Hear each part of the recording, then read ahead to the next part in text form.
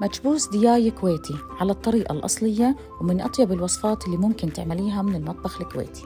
وبما إنه تم الاتفاق على تصدير دجاج الخير لدولة الكويت الحبيبة بوزن 900 جرام و1000 جرام و1100 جرام بهالشكل، معناها لازم نحضر المكبوس دجاج الخير. يلا معي. لسلق الدجاج رح نحط مي مغلية وعليها باقة عطرية من البهارات الخشنة وبصل مقشرة ومقطعة. بعد ما ينسلق بنجهزه للتحمير.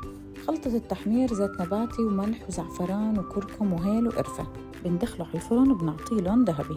ولتحضير حشو المكبوس زيت نباتي وبصل مفروم ناعم، شندال مسلوق واللي هو حب الحمص المقسوم من النص، كشمش واللي هو الزبيب، شوية مرق دجاج، لومي مطحون، ملح وفلفل وهيل مطحون ودارسين واللي هي القرفة، معلقتين سمنة لتحضير الرز.